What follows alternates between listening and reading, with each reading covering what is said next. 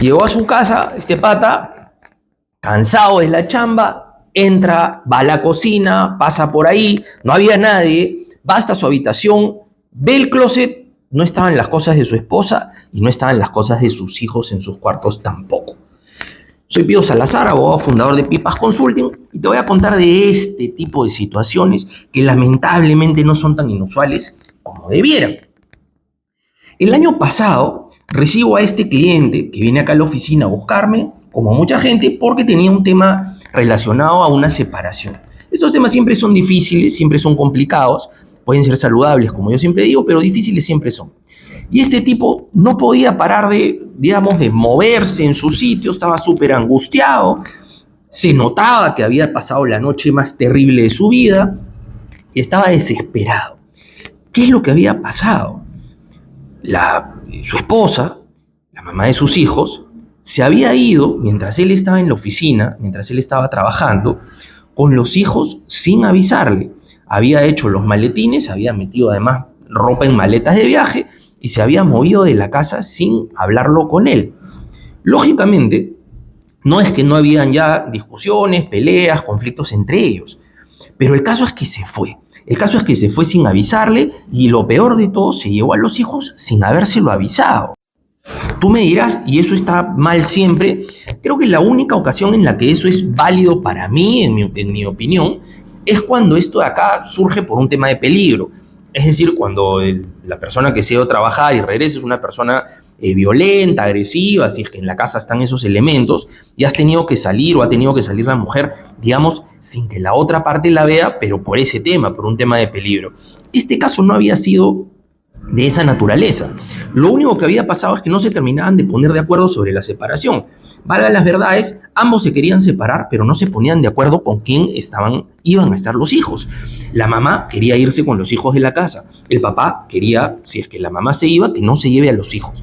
Hoy en día, año 2025, la tenencia realmente no es que la tiene la mamá siempre.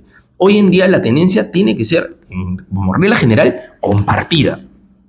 Si es que los papás se ponen de acuerdo, está perfecto, lo puede tener la mamá o lo puede tener el papá. En este caso no había un acuerdo. Entonces, ¿qué hizo ella? En mi opinión, una decisión que fue terriblemente agresiva, no solamente con el esposo, sino terriblemente agresiva respecto de sus hijos. Preparó las maletas, lo subió al carro y se fue a la casa de sus papás. Es decir, se fue a la casa de los suegros de este pata.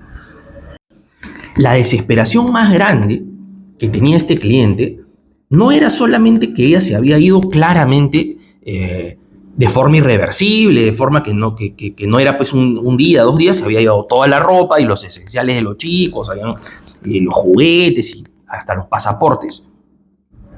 Sino su mayor temor era que cuando empezó a llamar a la mamá de esta chica, negaba que la chica, que la esposa, que la mamá de los hijos estuviera ahí con los niños.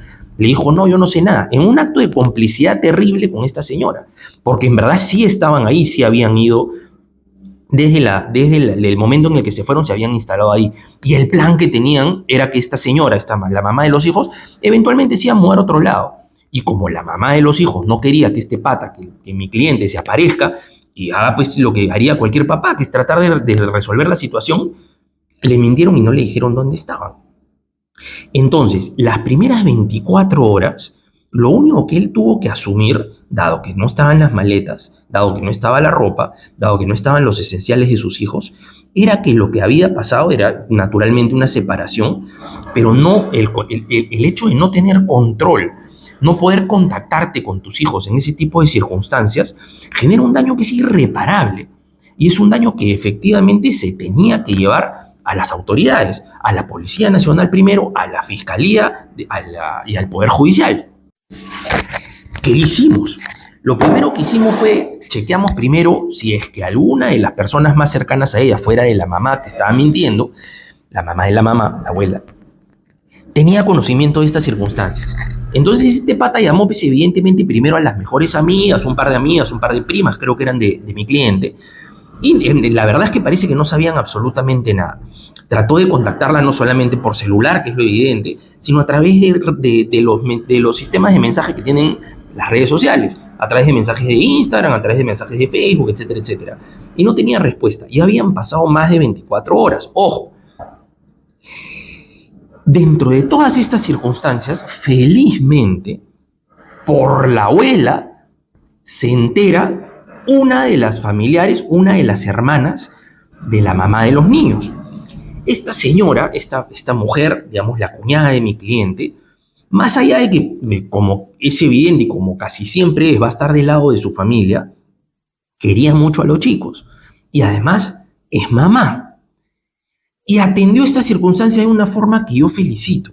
Y es que dijo, esta situación no puede quedar solamente en manos de mi hermana, no puede quedar bajo su control. Y llamó a mi cliente y le dijo, yo sé dónde están tus hijos, yo sé que están en la casa de mi mamá, o sea, de la abuela materna, no te preocupes que vamos a entablar un puente de comunicación. Para el final del segundo día, mi cliente ya estaba en contacto con la hermana, pero todavía no se le permitía que hable con sus hijos y muchísimo menos que los vea. Porque claro, más allá de que ya sabía que estaban en la casa de la abuela, él atinadamente pensó, yo no voy a ir pues con el carro a tocar la bocina, a hacer un escándalo en la vereda y asustar a mis dos hijos. Es lo peor que podría hacer yo en estas circunstancias. Entonces es en ese momento que mi cliente decide lo que es absolutamente lógico y evidente, que es preparar una carta en la que le estaba dejando a ella constancia de todos estos hechos unilaterales que se habían dado y mandó esta carta no solamente a la casa de la abuela, a la casa de la mamá de la madre de sus hijos, sino que también la mandó en una maniobra que a mí me pareció válida en ese momento, a pesar que casi nunca lo recomiendo, lo mandó también al centro de labores de esta señora.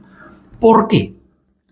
¿Para asustarla, para fastidiarla, para dejarla mal? No, sino porque lo que no quería mi cliente es que la mamá, siempre en complicidad con su hija, porque eso no es otra cosa que complicidad, niegue, que esa carta podía haber sido leída o recibida por la hija, porque seguía negando ella en su mundo que la mamá de los hijos de mi clienta estaba ahí.